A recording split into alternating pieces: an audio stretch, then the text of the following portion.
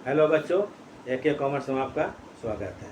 हम आप लोगों को इनकम फ्रॉम सैलरी बता रहे हैं, जिसमें आपको अलाउंसेस का वैल्यू, परक्यूजर्स का वैल्यू, प्रोविडेंट का वैल्यू, ये सब बता चुके हैं।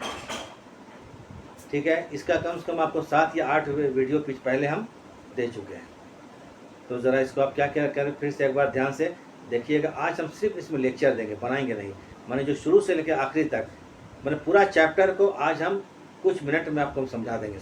इसको क्या कीजिएगा, ज़रा देखिएगा, बार बार समझ में आ जाएगा। तो चलिए हम लोग अब शुरू करते हैं। तो टैक्सेबल इनकम फ्रॉम सैलरी, मतलब जब सैलरी का क्वेश्चन बनाएंगे तो आइटम्स को कैसे कैसे लिखते हैं, ये बहुत ज़्यादा ज़रूरी है। लोग क्या करता है, आइटम को ऊपर नीचे करता है, कोई आइटम छूट जाएगा, किसी का वैल्यूएशन नहीं हो पाएगा। तो इसको ज़रा देख लीजिएगा और वीडियो को आखिरी तक देखिए ताकि आप लोगों को समझ में आ जाए। और ज़्यादा इधर उधर बात हम नहीं करते हैं, ठीक है। देखिए तब क्या करते हैं, जब आप लोग सैलरी क्वेश्चन बनाइएगा तो सबसे पहले क्या लिख लीजिएगा, बेसिक सैलरी। उसके बाद लिखिएगा डियरनेस अलाउंस और डियरनेस पे, ठीक है। उसके बाद लिख लीजिए बोनस, उसके बाद कमीशन, ये 4 चीज़ लिख लीजिएगा। उसके बाद शुरू कीजिएगा पेंशन, ये रिटायरमेंट में काम आता है। पेंशन, ठीक है, ग्रेजुएटी, कंपनसेशन, ये तीनों रिटायरमेंट का आपको पार्ट है, ठीक है। जब रिटायरमेंट आपको आएगा तब इसमें आएगा। इनकैशमेंट ऑफ अर्न लीव, ये सब रिटायरमेंट में आपको आएगा। क्योंकि पहला पार्ट है तो ये आपको लिख लिए इतना 4 चीज़। इतना लिखने के बाद अब लिखिए अलाउंसेस लिखिएगा। उसके बाद अलाउंसेस लिखना है, जितना भी अलाउंसेस हो गया। परक्विजिट्स लिखना है। उसके बाद RPF मतलब प्रोविडेंट फंड लिखना है। RPF क्यों बोल रहे हैं, क्योंकि वैल्यूएशन केवल RPF ही का होता है, तो RPF बोल रहे हैं, तो इसको लिख लेना है। उसके बाद लिखना है profit in leave of salary. इतना कुछ लिखने के बाद सबको लिखिए लाइन से, सिस्टमेटिक वे में, एक के बाद एक सबको टोटल कर दीजिएगा। जब टोटल पूरा हम लोग कर लेंगे तो आ जाएगा ग्रॉस सैलरी। क्या आ जाएगा, ग्रॉस सैलरी। अब ग्रॉस सैलरी में आपको 3 डिडक्शन मिलता है। ये क्या क्या होता है ज़रा बता देते हैं, याद रखिएगा। तो डिडक्शन अंडर सेक्शन 16, अगर आपको सेक्शन याद है तो लिखिएगा, वरना छोड़ दीजिएगा। तो लेस करेंगे इसमें क्या, ग्रॉस सैलरी को, ग्रॉस सैलरी लिख लेंगे, लेस करेंगे। डिडक्शन अंडर सेक्शन 16, पहला आएगा स्टैंडर्ड डिडक्शन अंडर सेक्शन 16(1), ये आपको है 50%, up to 50,000, note percent, up to 50,000। ये 50,000 सब क्वेश्चन में दीजिएगा, ये हर क्वेश्चन में होगा। स्टैंडर्ड डिडक्शन सभी क्वेश्चन मिलेगा। दूसरा क्या आता है आपको, इंटरटेनमेंट अलाउंस, ये सभी को नहीं मिलता है, सिर्फ गवर्नमेंट एम्प्लॉय को मिलता है। ये कैसे मिलता है इसको बोल देते हैं, पहले तो लिखा चुके हैं लेकिन बोल देते हैं। इसको बोलने तरीका ये होगा, इसको लिखिएगा एक्चुअल इंटरटेनमेंट अलाउंस रिसीव, एक ऑप्शन लिख लीजिएगा। 1/5 ऑफ बेसिक सैलरी, इसको लिख लीजिएगा। और ₹5,000, जो सब में कम होगा वही आपको छूट में मिलेगा। मान लीजिए इंटरटेनमेंट अलाउंस आपको 4,000 मिलता है और तीनों में सबसे कम होगा कितना, 3,000 है, तो 1,000 ही छूट मिलेगा आपको, ठीक है। ये आपको छूट भी मिल जाएगा। तीसरा आता है एम्प्लॉयमेंट टैक्स, ये सभी के लिए है, प्राइवेट या गवर्नमेंट सभी के लिए एम्प्लॉयमेंट टैक्स। 3 छूट दे दीजिएगा, अंडर सेक्शन 16(1), अंडर सेक्शन 16(2) और एम्प्लॉयमेंट टैक्स के अंडर सेक्शन 16(3). तीनों डिडक्शन को घटा, तीनों अगर आ तीनों घटा दीजिएगा, जो बचेगा टैक्सेबल सैलरी या इनकम फ्रॉम सैलरी क्वेश्चन बन जाएगा। अब आपको बताते हैं अलाउंसेस के बारे में। क्या बताते हैं, अलाउंसेस के बारे में। कुछ अलाउंस फुली टैक्सेबल होता है, कुछ पार्टली होता है, और कुछ फुली होता है, कुछ पार्टली होता है एग्जेम्प्टेड। कुछ फुली टैक्सेबल होता है, कुछ पार्टली टैक्सेबल होता है। तो कौन कौन फुली होता है, जैसे dearness allowance fully taxable, medical allowance fully taxable, deputation allowance fully taxable, proctor allowance fully taxable, dog allowance fully taxable, servant allowance fully taxable, ठीक है, टिफिन अलाउंस फुली टैक्सेबल। इस तरह से आपको पहले भी लिख चुके हैं थ्योरी में, ये फुली टैक्सेबल है। उसके बाद अगर ट्रेवलिंग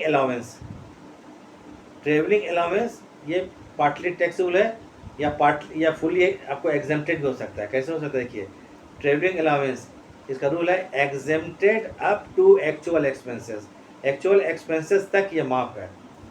मान लीजिए क्वेश्चन में आपको दिया, आपको मिल रहा है कितना, ट्रेवलिंग अलाउंस 4,000 मिल रहा है और 3,000 खर्च कर देते हैं, तो 1,000 टैक्सेबल होगा।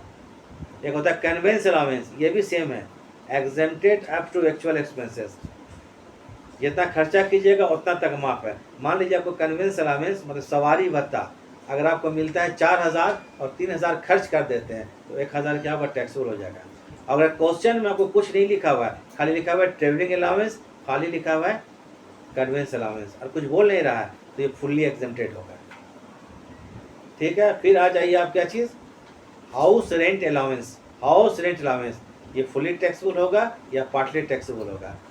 फुली टैक्सेबल इस कंडीशन में होगा अगर आपको एम्प्लॉई या करदाता या एसएससी किराए के मकान में नहीं रहता हो, किराए के मकान में नहीं रहता हो या किराया नहीं देना पड़ता हो तो ये फुली टैक्सेबल हो जाएगा।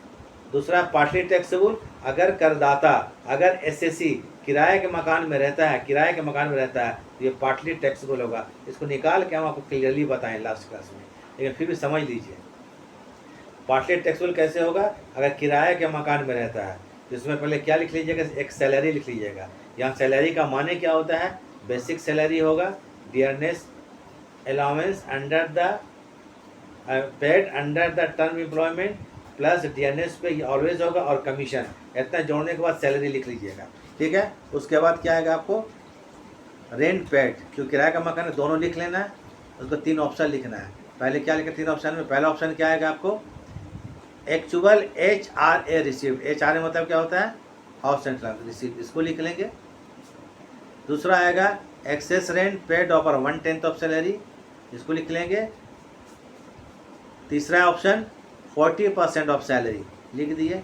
जो सबसे कम होगा वो आपका एग्जेम्प्टेड हो जाएगा। मान लीजिए HRA रिसीव करते हैं 5,000 और सबसे कम तीनों में 3,000 है, 3,000 लेस होने के बाद एग्जेम्प्टेड हो जाएगा, 2,000 ग्रॉस सैलरी में इंक्लूड कर दीजिएगा HRA बोलकर लिख कर।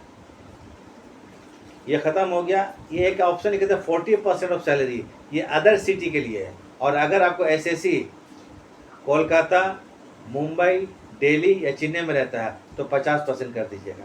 खत्म हो गया HRA। एक होता है आपको क्या चीज़, एक होता है एजुकेशन अलाउंस। क्या होता है एजुकेशन अलाउंस, ये क्या होता है आपको 100 रुपया पर मंथ फॉर 2 चिल्ड्रेन, 2 बच्चों के लिए माफ है। 100 रुपया पर मंथ 2 बच्चों के लिए, तो 100 रुपया पर मंथ 2 बच्चों के लिए मतलब 200 रुपया, और एक साल में कितना होगा आपको 12 2 2400 रुपया आएगा। आपको मान लीजिएगा आपको एजुकेशन अगर 3,000 मिलता है तो 2400 एग्जेम्प्ट हो जाएगा, 600 रुपया टैक्सेबल ग्रॉस सैलरी में लिख देना है। एक और आता है आपको हॉस्टल अलाउंस, ये भी पार्टली टैक्सेबल होता है। ये क्या होता है 300 पर मंथ फॉर 2 चिल्ड्रेन, ये भी आपको 300 रुपया पर मंथ है और 2 बच्चों के लिए, 2 बच्चों के लिए मतलब 600 होगा। 600 को 12 से मल्टीप्लाई कीजिएगा तो 72 कितना होगा 7200 रुपया होगा। और मान लीजिए आपको अगर हॉस्टल अलाउंस 8,000 मिलता है तो 7200 लेस कीजिएगा तो 800 बचेगा, ये टैक्सेबल हो जाएगा। तो ये अलाउंसेस हो गया। फिर आता है परक्विजिट्स। परक्विजिट्स आपको होता है एक स्पेशल होता है और एक सभी के लिए होता है। तो पहले सभी के लिए बताते हैं। जो सभी करदाता के लिए वैल्यूएशन किया जाएगा, कर योग है या टैक्सेबल है, जिसका वैल्यूएशन किया सभी करदाता के लिए, सभी एसएससी के लिए। ये कौन चीज़ है, value of rent free house, value of rent free house. अगर फ्री में आपको रेंट देता है कौन, आपका मालिक। मालिक आपको सरकार भी हो सकता है या प्राइवेट कंपनी, प्राइवेट हो सकता है।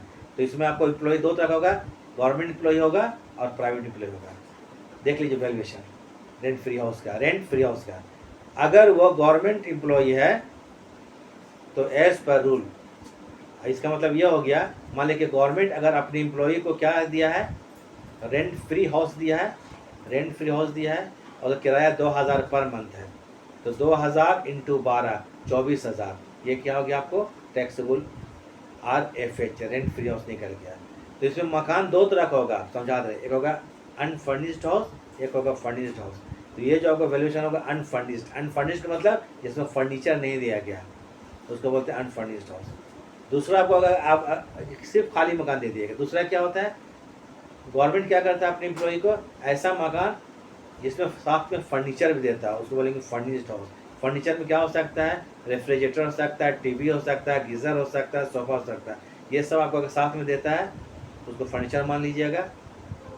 तो इसका वैल्यू क्या होगा, पहले अनफर्निश्ड का वैल्यू जो पहले बताएं तो 24,000 कर लीजिएगा। उसमें क्या कहेगा फर्नीचर का 10% जोड़ देगा, जो भी होगा 10% फर्नीचर का। और अगर फर्नीचर एम्प्लॉय किराए पर लेकर देता है तो जितना आपको किराया चुकाना पड़ता है फर्नीचर के लिए गवर्नमेंट जो चुका रहा है उसमें ऐड कर दीजिएगा, हो गया आपको value of RFH government employee की। फॉर प्राइवेट एम्प्लॉय के लिए अगर मकान एम्प्लॉयर का याद रखिएगा, मकान एम्प्लॉय प्राइवेट एम्प्लॉय, तो इसमें पहले अनफर्निश्ड बोलेंगे फिर फर्निश्ड बोलेंगे। तो इसमें अगर मकान एम्प्लॉयर का 3 कंडीशन देखिएगा, सिटी का पॉपुलेशन देखना पड़ेगा था। अगर सिटी का पॉपुलेशन एक्सीडिंग 25 लैक्स, अगर 25 लाख से ज़्यादा एक्सीड करेगी आपको तो सैलरी का कितना परसेंट, 15%, ये आपको RFH का वैल्यू हो जाएगा, ठीक है, अनफर्निश्ड मकान के लिए। अगर आपका ये पॉपुलेशन आपको है, अगर आपको सिटी का population exceeding 10 lakhs but not exceeding 25 lakhs, 2 lakh, ये 25 लाख को एक्सीड नहीं करता है, मतलब 10 लाख और 25 लाख के बीच है, तो 10% ऑफ सैलरी ये RFH का वैल्यू होगा, RFH रेंट फ्री हाउस। और अगर आपको शहर का पॉपुलेशन, सिटी का पॉपुलेशन 10 लाख से कम है तो 7.5% ऑफ सैलरी हो गया, ये अनफर्निश्ड के लिए हो गया। ये क्वेश्चन में सैलरी बोल रहे हैं, तो सैलरी के मानी देखिए क्या क्या होगा। बेसिक सैलरी DNS पे इसको बराबर जोड़िएगा, DNS allowance if paid under the term of employment, सेवा के शर्तों में तब जोड़ेंगे, बोनस आएगा, कमीशन आएगा, टैक्स अलाउंस आएगा, ये लिखवा चुके हैं, ये सैलरी बन जाएगा, ठीक है। अब आता है फर्निश्ड और फर्निश्ड में जैसे फर्नीचर दिया गया है, अनफर्निश्ड का वैल्यू कर लीजिएगा और फर्नीचर का 10% जोड़ दीजिएगा, या फर्नीचर का हायर वैल्यू किराया मूल्य जोड़ दीजिएगा, निकल जाएगा RFH का वैल्यू। तो ये क्या हो गया आपको, अगर मकान किसका है, एम्प्लॉयर का है। अगर मकान किराए पर लेकर देता है, लेकर देता है तो ये अनफर्निश्ड मकान के लिए ये कैसे लिख लीजिएगा, 15% ऑफ सैलरी लिख लिया हम लोग, और एक्चुअल रेंट उसको लिख लिया, कंपेयर करेंगे। मान लीजिए सैलरी का 15% 60,000 है, वो लिख लीजिए, और एक्चुअल रेंट मान लीजिए आपको 40,000, उसको लिख लिए। जो दोनों में कम है वो RFH का वैल्यू बन जाएगा, उसी में टैक्स लगेगा। मतलब 15% ऑफ सैलरी और actual and paid which ever is less, है ना, is RFH, value of RFH, ये RFH का वैल्यू हो जाएगा, अनफर्निश्ड का हुआ। अगर फर्निश्ड होगा तो फर्नीचर का 10% जोड़ दीजिएगा, कंप्लीट। तो ये परक्विजिट्स सब के लिए टैक्सेबल होगा।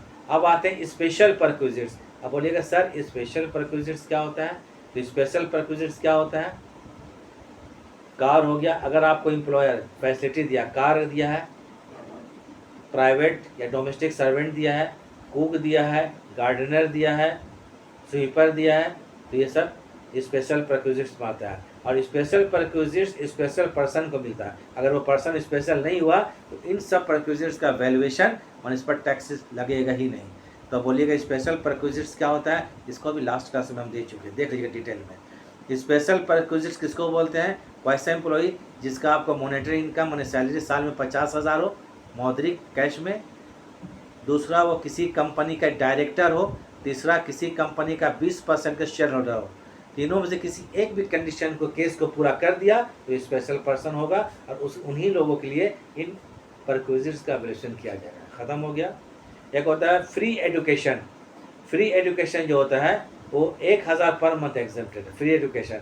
एक एग्जांपल दे देते हैं, उसको भी डिटेल में क्वेश्चन हम बताएंगे अभी। मान लीजिए कि आपका जो मालिक है वो फ्री एजुकेशन में 14,000 खर्चा करता है साल में। कितना खर्चा करता है, 14,000 एजुकेशन के लिए। कितना खर्च करता है, 14,000 रुपया, ठीक है। और फ्री एजुकेशन कितना, 14,000। तो ये आपको क्या है, ये एक परक्विजिट्स है, वो क्या होगा आपको 1,000 तक एग्जेम्प्टेड होगा, माने 1,000 पर मंथ। तो 12 महीने कितना होगा, 12,000। 14 में 12 घटा दीजिएगा तो 2,000 टैक्स हो जाएगा। तो फ्री एजुकेशन जो होता है ये भी स्पेशल परक्विजिट में आता है।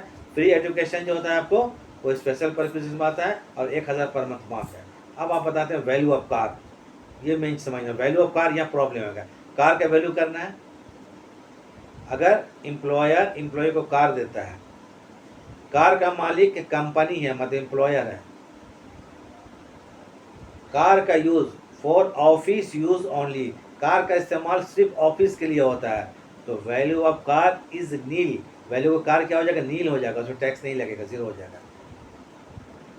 अगर कार जो है वो प्राइवेट यूज़ के लिए होता है, कौन यूज़ के लिए होता है, प्राइवेट, सिर्फ प्राइवेट, ओनली प्राइवेट यूज़, तब इस पर कंपनी ने जितना खर्च किया है उसको लिख लीजिएगा, और लिखिएगा 10% डिप्रिशिएशन ऑफ कार, कार का डिप्रिशिएशन जो होगा 10% उसको जोड़ दीजिएगा, वैल्यू ऑफ कार हो जाएगा।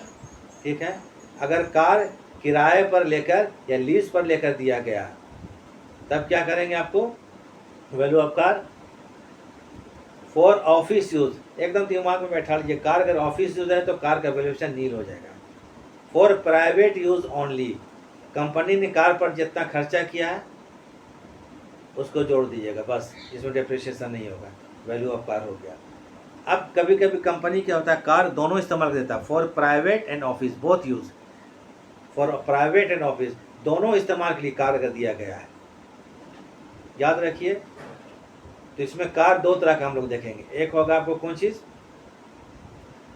स्मॉल कार, और एक होता है लार्ज कार। कार जो दो तरह का देगा, वो स्मॉल कार दे सकता है या लार्ज कार।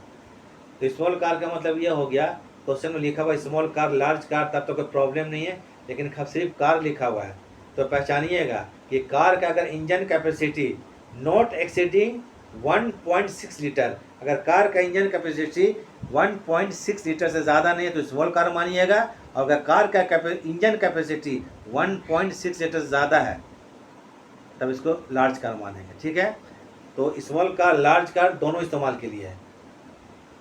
अगर कार का पूरा खर्चा, कार का पूरा एक्सपेंसेस कंपनी सहता है, मालिक सहता है, एम्प्लॉयर सहता है, तो याद रखिए वैल्यूएशन, अगर स्मॉल कार है तो 1800 पर मंथ, और लार्ज कार है तो 2400 पर मंथ। स्मॉल कार है तो 800 पर मंथ वैल्यू होगा, और लार्ज है तो 1800 पर मंथ। और अगर साथ में ड्राइवर दिया है, अगर देगा तो इसमें 600 पर मंथ ड्राइवर के लिए जोड़ दीजिएगा, हो गया कार का वैल्यू।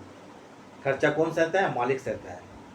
और अगर खर्चा सिर्फ, अगर कार का खर्चा एम्प्लॉई, कर्मचारी सहता है, स्मॉल कार के लिए 600 रुपया और लार्ज कार के लिए 900 रुपया वैल्यू हो जाएगा। स्मॉल कार के लिए 600 रुपया और लार्ज कार के लिए कितना, 900 रुपया। अगर ड्राइवर दिया गया है इसमें क्या कर देंगे, आपको ड्राइवर का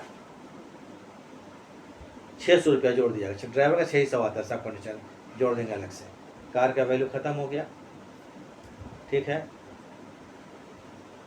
अब यहाँ पर होता है, अगर कंपनी को कार एक से ज़्यादा दिया है, दो दिया कार, तो पहले कार का जो वैल्यू करेंगे हम लोग, पहले कार का वैल्यू क्या जाएगा, फॉर प्राइवेट यूज़ के जैसा, और सेकंड कार का value as per rule. As per rule मतलब वही होता है 18,000, 1800, 2400, 600, 900, जैसा कार का आपको कार मिला है उस हिसाब से किया जाएगा। इतना है कार का वैल्यू हो गया। अब एक आज स्पेशल प्रोविजन में क्या आता है, लंच आता है, एक चीज़ फ्री लंच, माने ऑफिस आवर में अगर आपको फ्री में लंच मिल रहा है तो पर मील जो है आपको 50 रुपया एग्जेम्प्टेड होगा, पर मील 50 रुपया। अगर आप 60 रुपये का लंच कर लिए, खा लिए 60 रुपये का लंच, तो 50 रुपये तक वहाँ पे 10 रुपये में टैक्स रह गया। तो पर मील, अब पर मील का मतलब हो गया जितना मील खाइए एक साल के अंदर, मान लीजिए एक साल में आप 100 मील खाते हैं, और उसका कहने का मतलब आप 200 रुपया पर मील खा लेते हैं, तो कितना हो गया आपको 100 और 200, तो कितना हो गया आपको 10,000, सॉरी कहता हूँ 20,000। अब देख लीजिएगा 20,000 हो गया।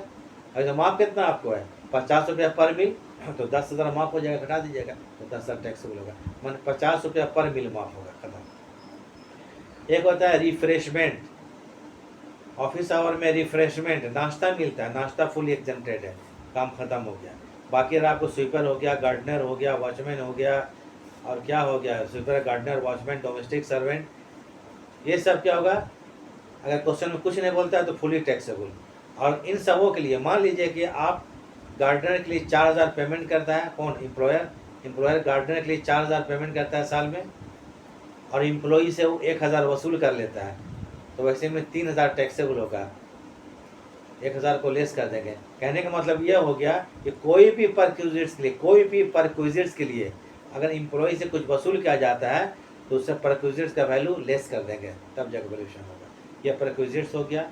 एक और चीज़ जान लीजिए, प्रोविडेंट फंड। प्रोविडेंट फंड 4 तरह का होता है, पिछले क्लास में बता चुके हैं, वीडियो लंबा हो जाएगा क्योंकि हम एक ही लेक्चर में सबको एडजस्ट करने की कोशिश कर रहे हैं। तो पहले क्या हो गया, आपको प्रोविडेंट फंड बता रहे हैं, लास्ट प्रोविडेंट फंड में क्या होता है, सिर्फ आरपीएफ का किया जाएगा वैल्यूएशन, आरपीएफ। तो अगर एम्प्लॉयर का कंट्रीब्यूशन में, अगर एम्प्लॉयर का कंट्रीब्यूशन आरपीएफ में 12% से ज़्यादा होता है तो वो टैक्सेबल हो जाएगा। 12% से ज़्यादा होता है तो टैक्सेबल।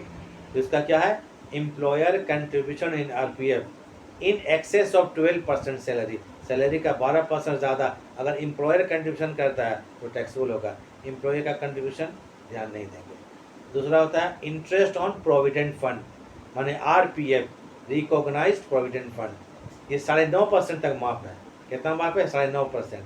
अगर 10% हो जाएगा तो वो उतना 0.5% एग्जेम्प्टेड हो जाएगा। तो 9.5% तक आरपीएफ का इंटरेस्ट माफ है, उससे ज़्यादा हो गया तो टैक्स लग जाएगा। मान लीजिए कि अगर आरपीएफ इंटरेस्ट ऑन आरपीएफ आपको 4,000 है और 9.5% निकालते हो 3,000 आया तो आपको 1,000 टैक्स लग जाएगा।